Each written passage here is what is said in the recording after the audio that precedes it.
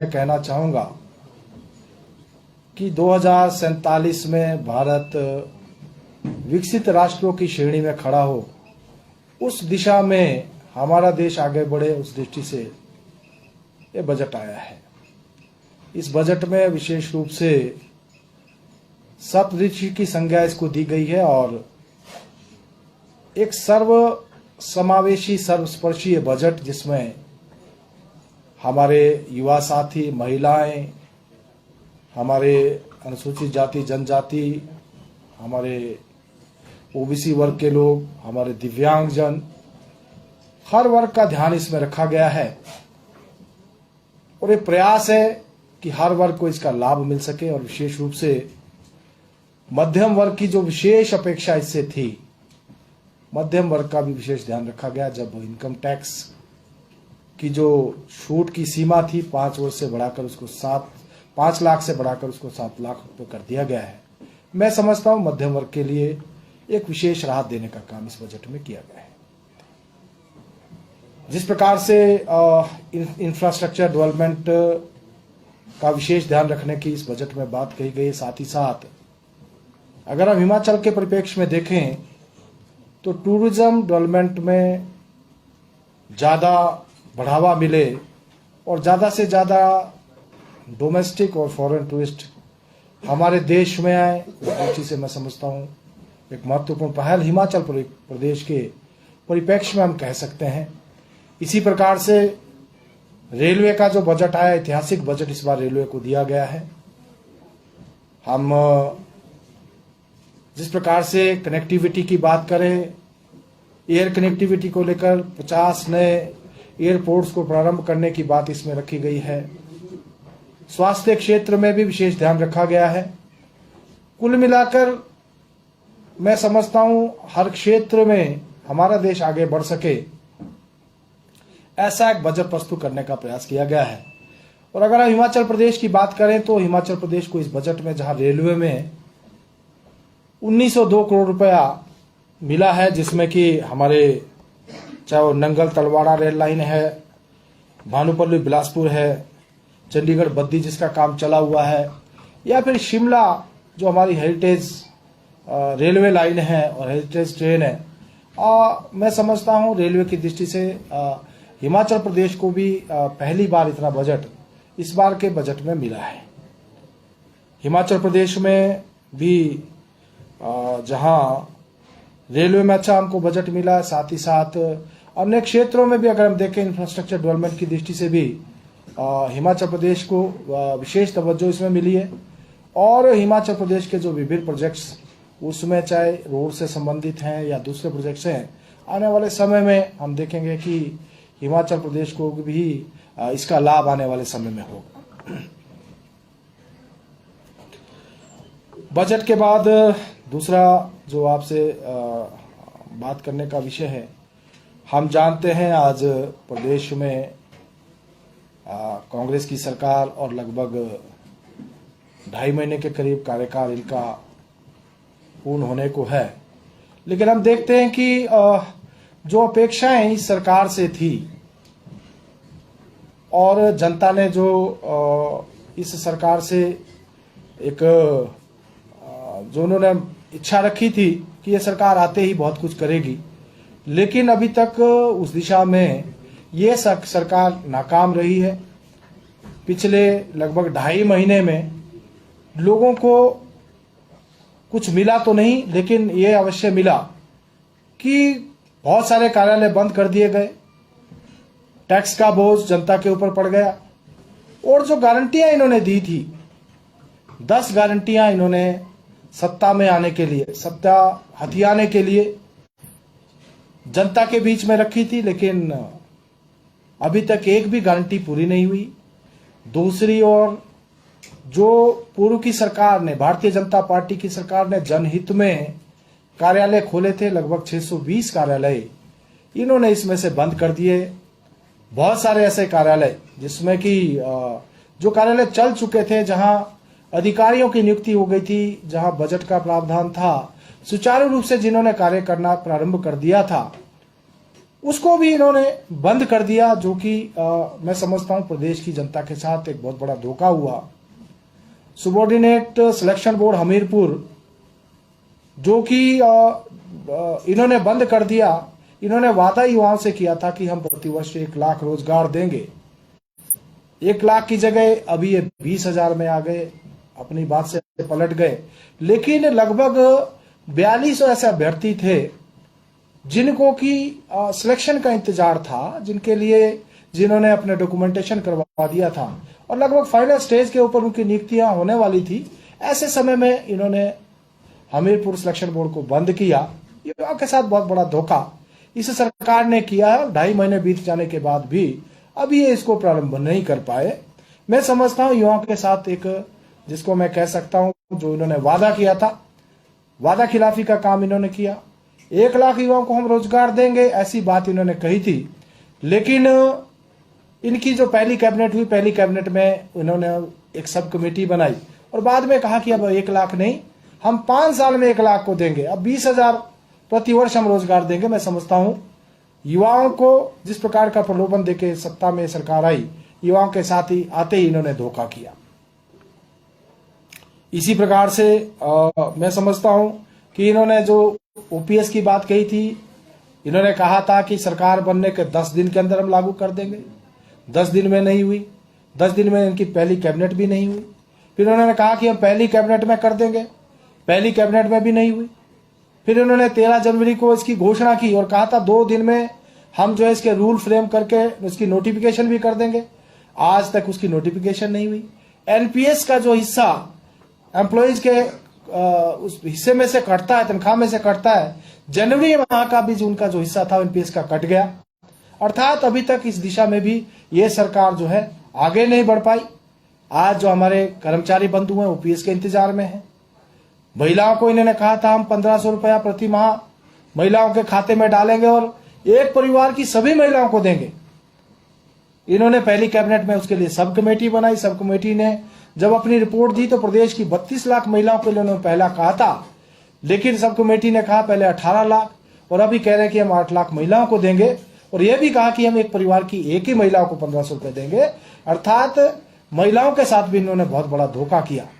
हम देख रहे थे इस बार विधानसभा के चुनाव में लगभग 4.5% अतिरिक्त वोट पड़े और हमें लगा रहे थे जो जनता के लिए केंद्र सरकार या प्रदेश सरकार भाजपा की सरकार ने काम किया उसका शायद ये नतीजा होगा। लेकिन बाद में देखने में आया कि इन्होंने जिस प्रकार से महिलाओं के फॉर्म भरवाए थे, 1500 रुपए का प्रलोभन दिया था और उसका नतीजा रहा कि महिलाओं के वोट अधिक पड़े, अर्थात कांग्रेस पार्टी को उसका फायदा हुआ। लेकिन इन्होंने सत्ता में आते महिलाओं के साथ भी धोखा किया। इन्होंने युवाओं के साथ धोखा किया, इन्होंने महिलाओं के साथ धोखा किया, इन्होंने किसानों के साथ धोखा किया। इन्होंने कहा था कि हम किसानों का जो है, जो किसान भाई हैं, गोबर जो हम एकत्रित करेंगे उसका गोबर भी खरीदेंगे। आज जो उस विषय में बात भी कहीं पर नहीं करते। 300 यूनिट फ्री बिजली की बात इन्होंने कही थी। अभी मैं पढ़ रहा था 2 दिन पहले ही कि इनका बिजली बोर्ड जो घाटे में चला, 250 करोड़ रुपए का उन्होंने बैंकों से ऋण लिया है तनख्वाह देने के लिए, पेंशन देने के लिए, और अभी फिर से इनको तनख्वाह भी देनी है और पेंशन भी देनी है। अर्थात जो 125 यूनिट हमारी सरकार ने शुरू किया था उसको भी इन्होंने बंद कर दिया। आज प्रदेश की सरकार एक ही रोना रोती है, कर्ज कर्ज और कर्ज, और भारतीय जनता पार्टी को कोसने में पीछे नहीं रही है। लेकिन मैं ये भी कहना चाहूंगा कि कर्ज की शुरुआत भी अगर की है तो कांग्रेस की सरकार ने की। और जब 2012 में धूमल जी मुख्यमंत्री थे और मुख्यमंत्री से हटे तो उन्होंने उस समय प्रदेश के ऊपर मात्र 27,000 करोड़ रुपए का कर्जा था। 2017 में जब स्वर्गीय श्री वीरभद्र सिंह जी जब मुख्यमंत्री पद से हटे तो उस समय 55,000 करोड़ का कर्जा हिमाचल प्रदेश के ऊपर हो गया था। और जब जयराम जी मुख्यमंत्री पद से हटे तो प्रदेश के ऊपर 69,000 करोड़ का कर्जा था। हमारी सरकार ने जो ऋण लिया था वो इनके समय के जो देनदारियां थी और जो ऋण के ऊपर ब्याज था उसमें हमारी सरकार ने उसके लिए ऋण लिया। लेकिन आज जो है 75,000 करोड़ की बात करते हैं, उसमें आप देख सकते हैं कि हमारी सरकार ने मात्र 69,000 करोड़ कर्जा लिया था। उसके बाद वर्तमान सरकार ने दिसंबर माह में 1,000 करोड़ लिया, जनवरी में 1,500 करोड़ रुपए लिया और अभी 2,000 करोड़ रुपए और लेने की बात हो रही है। अर्थात अभी 3 महीने भी मात्र पूरे नहीं हुए, 4500 करोड़ 45,000 करोड़ रुपए का कर्जा, 4500 करोड़ रुपए का नहीं, 45,000 करोड़, 4500 करोड़ का कर्जा इस सरकार ने मात्र 3 महीने में ले लिया। तो जो सुखविंदर सुक्खू जी कह रहे हैं, जो जिस प्रकार से श्रीलंका बनाने की वो बात कह रहे हैं, मुझे लगता है कि हिमाचल प्रदेश उसी दिशा में आगे बढ़ रहा है। अगर हम यही गति अगर कर्ज लेने की इनकी रही है तो लगभग 1850 करोड़ रुपए का कर्जा ये 1 साल के अंदर अंदर ले गए, और 5 साल का फिर आप अंदाजा लगा दीजिए कि कहां पर हम पहुंचेंगे। तो 18,500 करोड़ का कर्जा लेंगे, और अगर आप 5 साल का देखेंगे तो हम इन्हीं 5 सालों में 90,000 करोड़ के करीब पहुंच जाने वाले। तो स्थिति बहुत विकट है। सरकार संसाधन जुटाने की दृष्टि में कहीं पर भी गंभीर नहीं लगती है। वैट बढ़ाने का काम अवश्य इन्होंने किया। राहुल गांधी जी पूरे देश भर में भारत जोड़ो यात्रा में महंगाई और बेरोजगारी की बात कर रहे थे। महंगाई को लेकर आते ही इन्होंने वैट बढ़ाया, डीजल के ऊपर 3 रुपए बढ़े, तेल की बोतल 9 रुपए महंगी हुई। अर्थात आते ही हिमाचल प्रदेश ने, जहां राहुल जी भाजपा सरकार को कोस रहे थे, इन्होंने आते ही लोगों के ऊपर जो है उनको वैट बढ़ाकर जो है महंगाई का तोहफा दिया। युवाओं के साथ भी हिमाचल प्रदेश में जो सबऑर्डिनेट सिलेक्शन बोर्ड है उसको बंद करके जो अभ्यर्थी नौकरी के जो जिनकी नौकरी लगनी थी उनके साथ भी इन्होंने धोखा किया। अर्थात बेरोजगारी और महंगाई दोनों मामले में प्रदेश की जो वर्तमान सरकार ने, इन्होंने हिमाचल प्रदेश में आते ही महंगाई का बोझ भी और बेरोजगारी जो है युवाओं के साथ इस प्रकार का धोखा भी करने का काम किया। इन्होंने अभी ध्यान में आया है कि जो हमारे क्षेत्र में विधायक निधि के थ्रू काम होते थे, विधायक निधि की जो अंतिम किस्त थी इस बार उसको भी इन्होंने बंद कर दिया। डिप्टी कमिश्नर के माध्यम से जो पैसा विकास कार्यों के लिए लगता था, छोटे छोटे काम होते थे, किसी की सड़क का काम होता था, टैंक बनाने का काम होता था, रास्ते बनाने का काम होता था, अर्थात जो छोटे छोटे विकास कार्य विधायक निधि के तहत या डीसी फंड से, जिसमें कि एसडीपी का फंड होता था या सीआरएफ का फंड होता था, उसको भी इन्होंने बंद करने का निर्णय लिया। अर्थात सब कुछ ही बंद करने की ओर ये सरकार बढ़ रही है। मैं समझता हूं बहुत दुर्भाग्यपूर्ण है। हमारी सरकार ने पिछले 5 वर्षों में हर क्षेत्र का विकास किया और समानांतर विकास करने का प्रयास भाजपा की सरकार ने किया, लेकिन इन्होंने आते ही विकास को भी बंद कर दिया, कार्यालयों को भी बंद कर दिया, और मैं समझता हूं हर तरफ जो बंद करने की और यह सरकार आगे बढ़ रही है। दूसरी ओर हम ये बात भी देख रहे हैं कि जिस प्रकार से पिछला 2 महीने से ज्यादा का समय हो गया है, सीमेंट फैक्ट्री का जो विवाद चला हुआ है, हमारे जो ट्रांसपोर्टर्स हैं, ट्रक ऑपरेटर्स हैं, करीब 2 महीने से ज्यादा का समय होगा, क्योंकि 14 जनवरी को एसीसी बरवाना और एसीसी डालनाघाट के प्लांट बंद हो गए थे, लेकिन अभी तक ये विवाद सुलझाने में यह सरकार नाकाम रही है। अभी तक जिस प्रकार का जो गतिरोध बना हुआ है, हमारे जो ट्रांसपोर्टर्स हैं उनको जहां अपनी जो गाड़ियों की किस्तें देने में उसमें दिक्कत हो रही है, साथ ही साथ जो छोटे छोटे कारोबारी थे, चाहे वो चाय वाला था, ढाबे वाला था, दूध वाला था, या छोटे कारोबार करने वाला था, पंचर वाला था, इस प्रकार के जो छोटे कारोबारी थे, आज उनके छोटे कारोबार बंद हो गए। प्रवासी लोग जो वहां इस क्षेत्र में काम कर रहे थे, आज उनका पलायन हो गया। और हम देख रहे हैं कि कहीं ना कहीं जिस प्रकार से रेवेन्यू लॉस प्रदेश की सरकार को हुआ, क्योंकि दोनों सीमेंट प्लांट बंद होने से करीब 250 करोड़ रुपए का नुकसान अभी तक प्रदेश सरकार को उठाना पड़ा है। मैं समझता हूं यह भी बहुत ही दुर्भाग्यपूर्ण है। दूसरी ओर प्रदेश की सरकार ऐसा संज्ञान में आया है कि कलेक्शन के ऊपर विशेष ध्यान दिया जा रहा है। कबाड़ के व्यापारी जो है ठेकेदार तय हो गए हैं। इसके साथ साथ जो क्रशर थे उनकी यूनियन बन गई है, उनके भी रेट फिक्स हो गए हैं। ठेकेदारों के साथ भी रेट फिक्स हो गए हैं। कई दुखिए जिनके सुक्खू सरकार ने आते ही कई दुखिए के दुख दूर करने की ओर जो है इस सरकार आगे बढ़ रही है। कुछ अधिकारीगण जो कि भाजपा के खिलाफ चार्जशीट बनाने में कांग्रेस को सहयोग कर रहे थे, उनका विशेष ध्यान रखा जा रहा है। ऐसे बहुत सारे विषय आने वाले समय में उसको लेकर भी हम आपके साथ कई सारी बातें जो है आने वाले समय में हम आपके साथ उनको रूबरू उसको लेकर भी होंगे।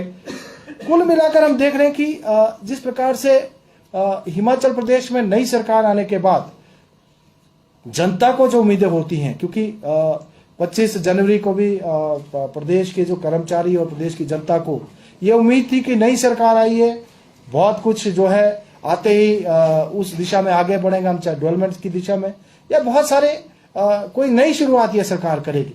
लेकिन नई शुरुआत तो नहीं हुई।